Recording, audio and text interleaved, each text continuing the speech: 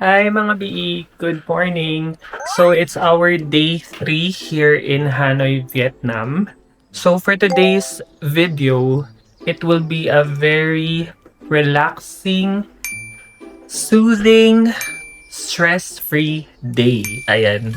Kasi we booked a head spa massage combo here in Hanoi.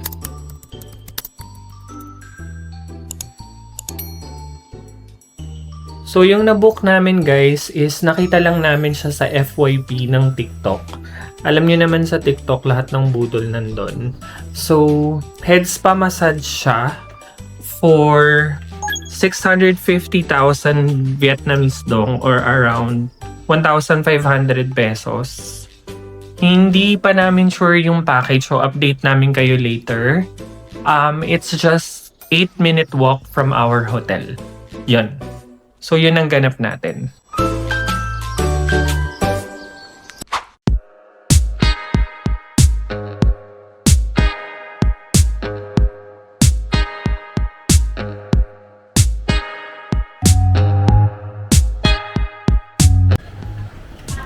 So time check guys, it's 12:50 in the afternoon and Sunday ngayon.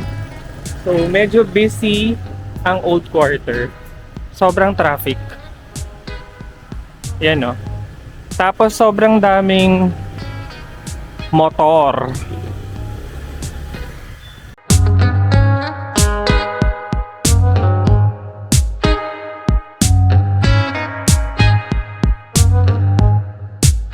So nandito na kami guys sa spa na nabook namin noon lang.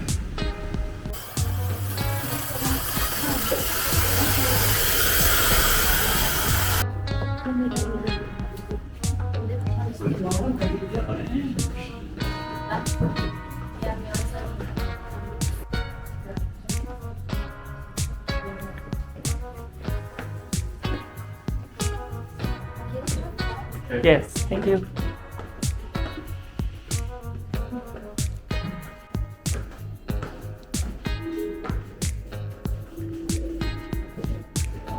Xin chào. Xin chào. Hi. Nhiệt này. Here?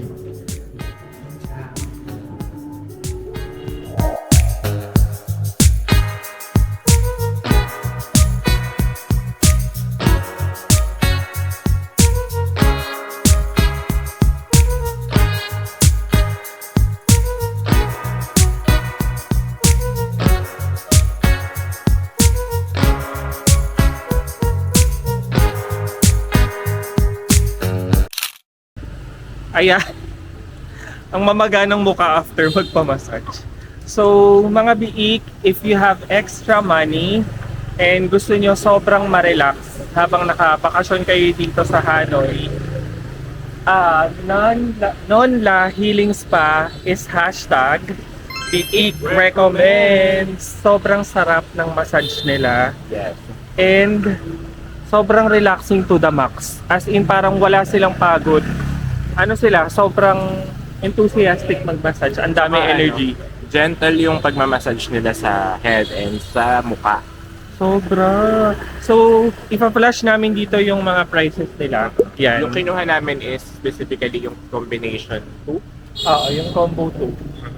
So, yung combo 2 is, yun nga, yung head massage, tapos wash, detoxify, and then, ano pa ba yun?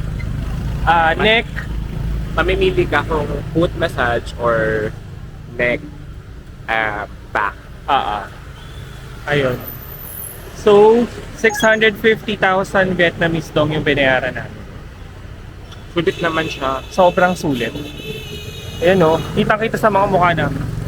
Saka ang dambot ng buho after. Ito oh, sobrang shiny ng hair ko. Tapos parang feeling ko tanggal lahat ng mga pinagdaanan kong dandruff. Yung pinakabongga binabad sa tsaa. Oo, Ginaw daw sa tsaa.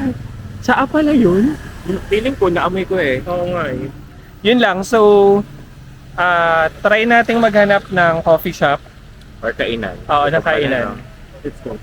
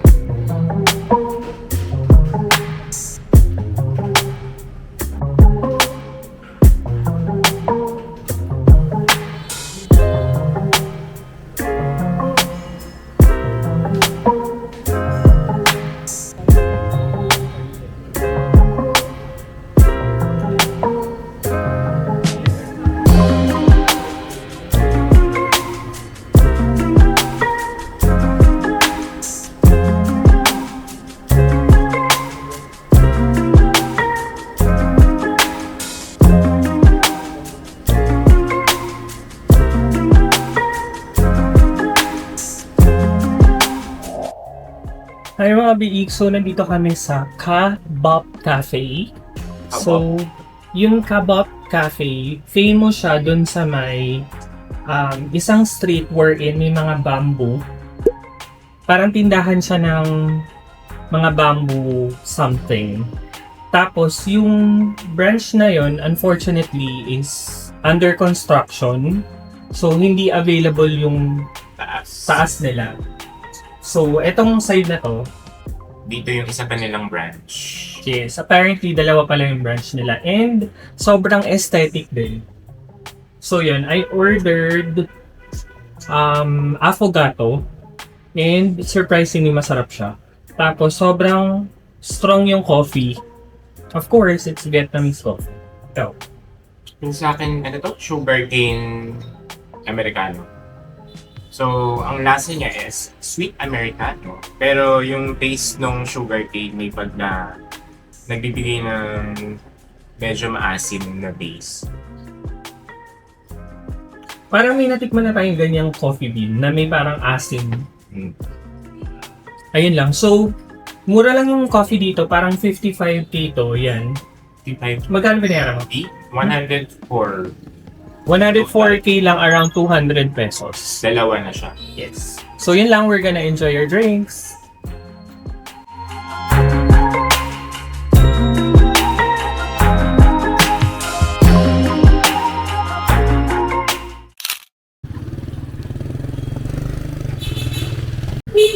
So time check, it's 5 p.m. Medyo maaraw pa. Ay, maaraw. Maliwanag pala. Medyo maliwanag pa pero napaka-unpredictable ng weather nila. Biglang aambon, tapos biglang maaraw. Ano yun? May paminta. Ayan. Diretso daw. Ang cute ng mga ano nila, no, shops. So, napapansin nyo baka super daming banderitas na may Vietnam flag. Meron ata silang ano, festival na magaganap very soon. Hindi, ngayon na. Nagaganap na. 6 to 16 pa. So, ayun nga, sabi namin, very chill day lang talaga today. So, after namin mag-spa, nag-coffee kami. Tapos kung gusto nyo maglaba, may mga coin machine din sila. And yung labahan nila, pwedeng gumamit ng cards. In fairness, oo. Ang price niya, ito. So may drying 20,000 for 10 minutes or 40 pesos. Washing is 50,000, 100 pesos. Hindi masama. So ayun, pabalik muna kami ng hotel para magpalit ng damit. Tapos, we will go out for early dinner. Yun. So, update namin kayo kung saan tayo. Pwede kong magbunbunambo kaya tayo. Bunam. Pwede naman. May kinikrave ka ba? Wala. Gusto ko nga sabaw. May sabaw din ata dun eh. Pwede wag ka ano. Yung sa akin kasi yung salad, di ba? So, kahapon, during the Vietnamese cooking class, yung mga taga-Germany na kaharapan namin, nagkwentuhan kami kung ano mga favorite na food dito sa Vietnam. Tapos yung babae, sabi niya, gusto niya yung bun bunambo. Ayan. So, yun yung kakainin natin for today's dinner.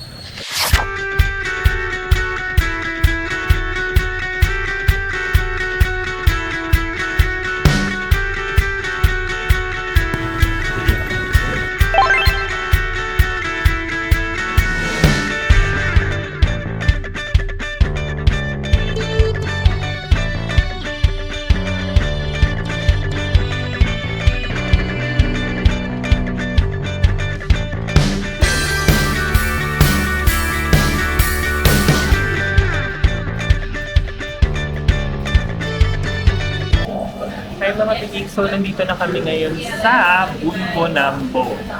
One of the best salad. Beef noodle salad na dry. Ayan. So, ito yung in-order ko. Yan. Ito yung kanilang bunbunambo or the beef noodle salad. For 75k, around 160 plus pesos. Tapos si Makoy umorder ng... Ito in-order niya, yung herbal black chicken stew for 100k, which is around 200 pesos. Ito na yung black chicken ni Makoy. Black herbal chicken. Tapos ito pala yung isa namin in-order, yung fried pork roll.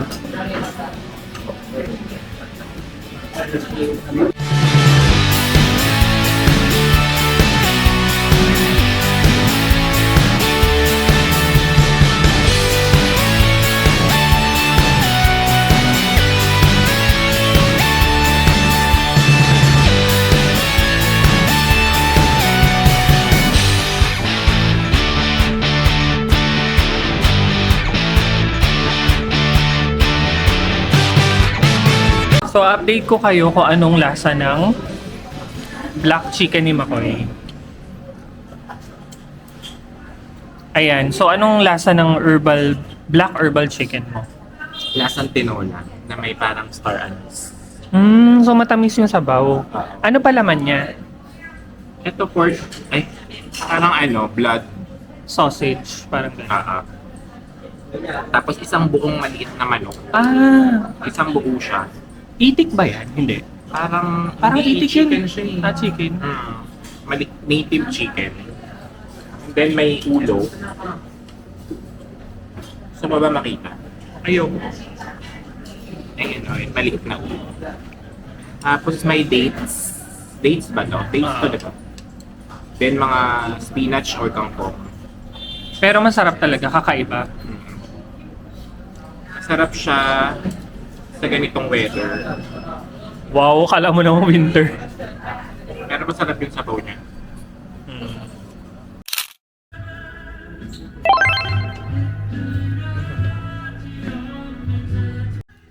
So while walking around here sa Hanoi lang, may nakita kaming parang Watson siya sa labas.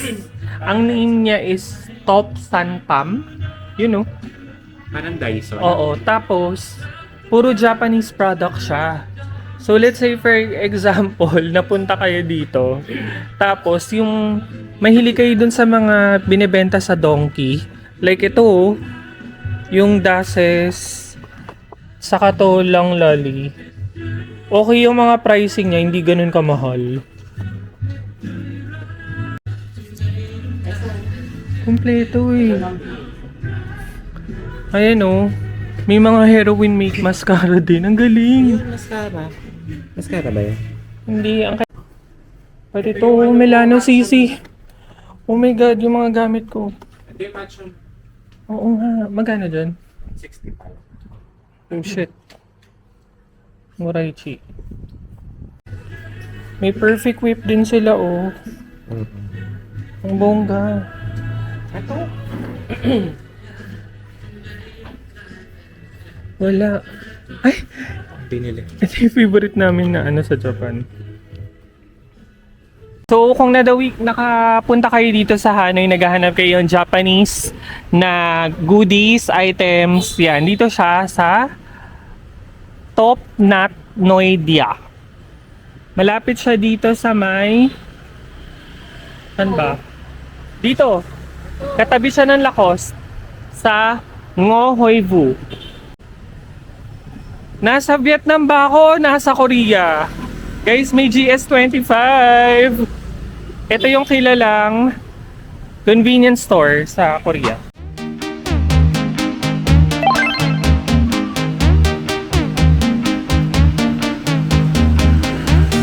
Hello, what can I get for you? Please speak into the microphone. Ang cute. Hello. Hello. How can I help you? Wait. Let me check. Yeah, by the car. Thank you. Pakita mo yung mukha mo. Please. Hi, I'm ready to order. What? I'm ready to order. Yeah. Can I order 1 chocolate chiller Yeah. and 1 vanilla chiller? Yeah. Steady, Ken. You wanna pay cash or by transfer? Cash.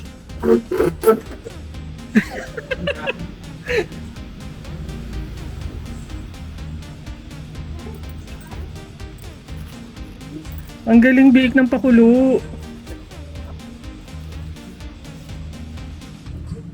There you go.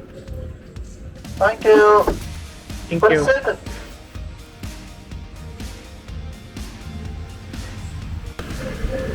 Everything, we're gonna make it right. Thank you so much. Thank you.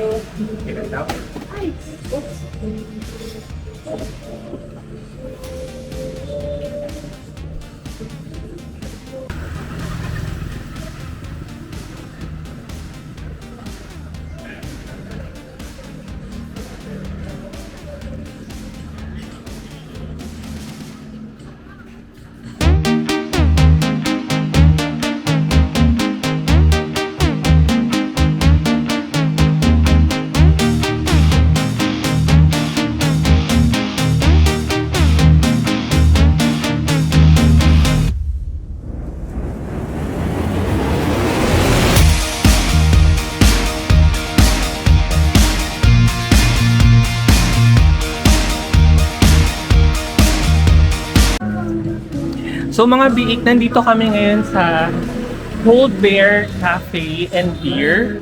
So we found this parang side cafe randomly while just walking. And ang cute niya kasi nasa TikTok to eh. Yung parang may paw ng bear. Tapos iaabot niya yung drinks, tapos kaway siya ng kaway. Actually, pipicturean lang namin dapat. Nabudol na tayo. Yes, kasi nagsasalita siya. Ayaw tumingin magkawan. Correct. So yan, mura lang yung mga drinks dito, guys. Ito, 40k yung nabili namin. And then may free siyang beer. And then, hindi namin alam kung may mason jar kasi siya. So, free ba to o ibabalik? Kasi wala siyang ano. So, in fairness, masarap naman yung drinks dito. Naubos ko siya. And, ano naman siya, true to its price. True to its price. Ano yung sabihin ko?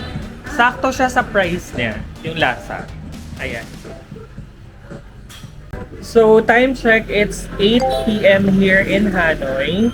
So, share lang namin na, sabi namin, di ba, this is total of 9 days here in Hanoi. Pero hindi lang siya Hanoi kasi tomorrow is magpupunta kami sa Sapa! Ayan, so magsasapa tayo tomorrow.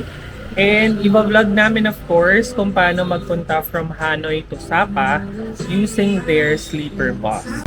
So that's our video for today. Thank you so much for watching our vlog mga BE. Don't forget to like, Share and subscribe to the BE Adventures.